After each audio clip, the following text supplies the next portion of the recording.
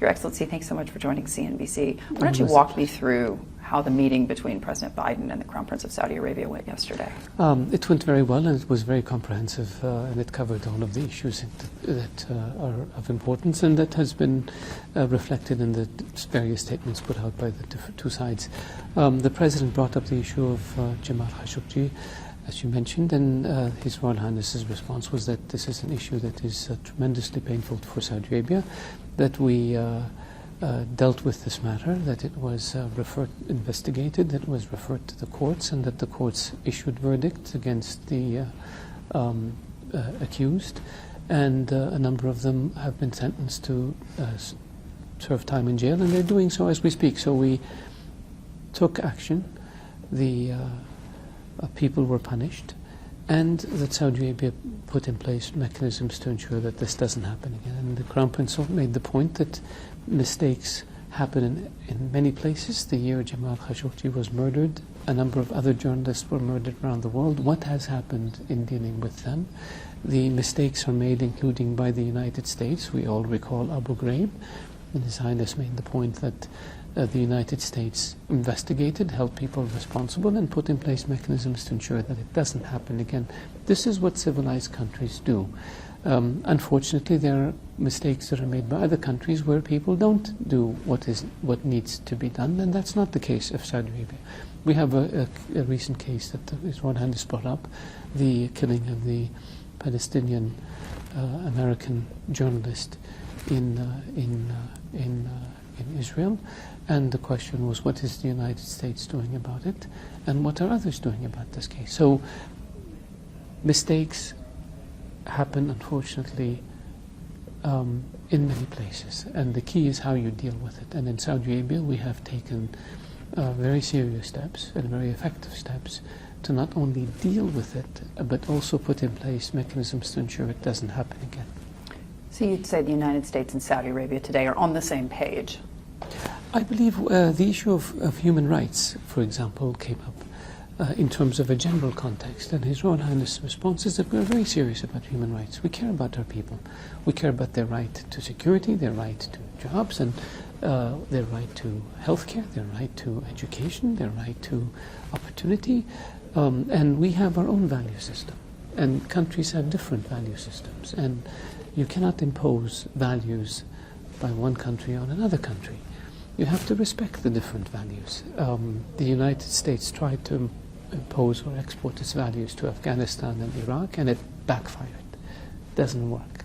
Do you think that's what they're trying to do to Russia and Ukraine? I think it's not. There are values that we all can agree on. There are values that are unique to different countries, but we can't expect the people we deal with to share our values 100%. If that were the case, and His Royal Highness made this point to the President, he said, if you want to deal with countries that share your values totally, the only countries you're dealing with will probably be in Western Europe. We have differences. It doesn't mean that one is good and one is bad. It just means that countries have certain uniquenesses to them, and this is something that we deal with through dialogue, through interaction, and the more we engage with each other, the more we trade, the more we invest, the more we have cultural exchanges, the more we have dialogue, I think the more we move towards a common worldview. But until we get there, we each have to respect our different values and our different cultures. Earlier today, the Crown Prince reiterated that when it comes to energy policy, rational policies are needed in order to avoid further global inflation. When you look at the West's response to the Russian invasion of Ukraine, are you worried about the hit that the global economy is taking as a result of the West's actions? Because more and more sanctions, now we're talking about a cap on Russian oil prices. I mean, how worrying is this to you? Because Saudi Arabia can do a lot, but they can't be totally responsible for energy markets globally. Yes. There are a lot of different players. Yes, anytime you have a war in the heart of Europe, it's very concerning, because we know what happened in World War I, we know what happened in World War II. They both started with a conflict in the heart of Europe. And anytime you have a war anywhere in the world, it's an issue of major concern because it has disruptive elements and effects to it. We have said from the very beginning, we supported the UN General Assembly resolution about the inadmissibility of use of force, about the sovereignty of nations and respect for that, and we have called for a peaceful resolution to this. A, stop the fighting, and two, get to the negotiating table and work out your differences peacefully.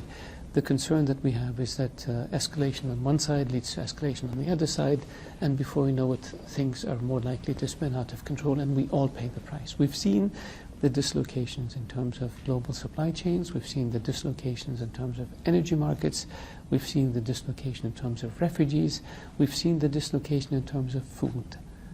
And we're at our point, and we've reached out to both Russia and to Ukraine, and we've urged them to move towards a ceasefire and settlement of their conflict peacefully. We continue to be engaged with them, as are a number of other countries, and our hope is that they will be able to recognize that it's better to argue across from each other, across the table from each other, than fight across the battlefield from each other, because of the unintended consequences of war and conflict. Did that come up in the conversations between the Saudis and the Americans? We have had a conversation with the U.S. about this since the conflict began. In terms of the meetings or the summit, came up in terms of the importance of trying to find a peaceful or negotiated settlement to this conflict, one, and two, how do we deal with allowing the export of grains from both Russia and Ukraine to world markets. We have a food crisis where countries do not have access to enough wheat and enough corn and enough food products. Saudi Arabia supports a lot of those countries. Correct, and like Egypt, like Lebanon, etc. Correct, and we have worked on setting up a fund with our GCC partners and others in the region for $10 billion to provide help with food security in the MENA region. But we have challenges in South America, in the Caribbean. We have challenges in Asia. We have this is a global issue. Another challenge we have is lack of fertilizer, because a lot of the fertilizer that's sold around the world is produced in Russia, and now you have countries that don't have access to fertilizers will not be able to produce as much food next year as they could have if they had access to fertilizer. So this will prolong this food crisis. But that's one very important component of this crisis. And there are others that emerge. And so the important issue is, how do we ensure that we have adequate supply of food to countries? How do we ensure that we have adequate supplies of fertilizers? We're trying to encourage more production of fertilizer. How do we ensure that we deal with reconstruction and we deal with the issue of refugees? But most importantly, how do we move towards a ceasefire? Could Saudi Arabia be a conduit there? And I raise this point not just because of the relationship that you've grown with Russia over the last few years as a member of OPEC+, but you also have a very strong relationship with Beijing, and half of their oil supplies come from Saudi Arabia and other Gulf Arab countries. So it leads one to wonder if Saudi Arabia couldn't really be an interlocutor in some of these conversations, some of these problems where you have West versus China, yes, West versus Russia. Yes, what is the Saudi role in your view? We try to do that, and because of the importance of it. We are a player on the global economic system, and we are a player in the global political system. We are a country that is connected to the world. We have investments in the world financial system. We are a big player in the energy system. We are the birthplace of Islam and custodian of the two holy mosques, so we have a central role in the Islamic world, to which 1.7 billion Muslims belong. These are all, we are right next to three of the world's most strategic waterways: Strait of Hormuz, Bab el-Mandeb, the Suez Canal. We straddle virtually three continents: Asia, Africa, and Europe, so we are important as a transportation hub. So what happens in the world has an impact on us. Stability and security in the world means you have the ability to trade and prosper, and we benefit.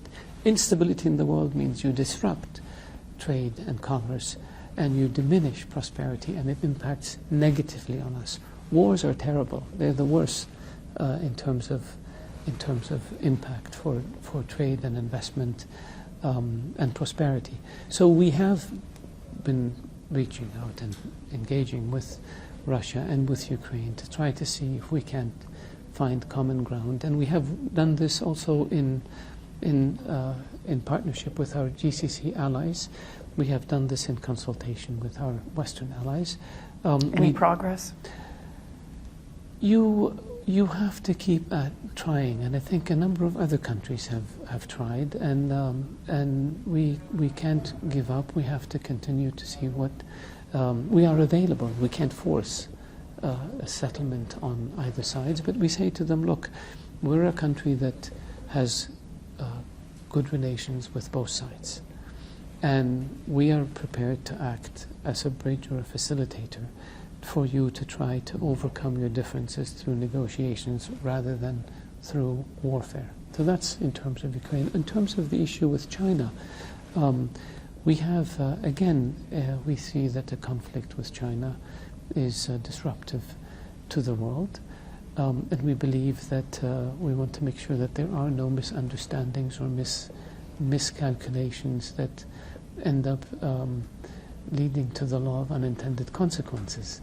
And we believe that the integration of China into the global economic system is important to the stability of the system, and we believe that trade, especially open trade, and human history and economic history has shown us that if you remove trade barriers and you enhance trade, everybody benefits.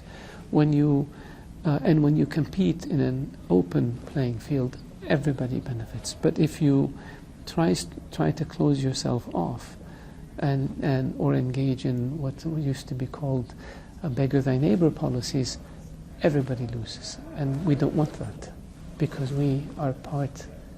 our prosperity and our interests are linked to an open economic system globally and to free trade. So it's in our interest to try to find or to build bridges between different camps in the international system. Of course, America is our most important strategic ally, and that's where we are, and that's who we work with.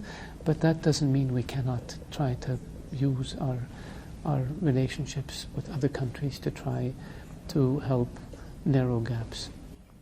Your Excellency, thank you so much for joining CNBC. Thank you.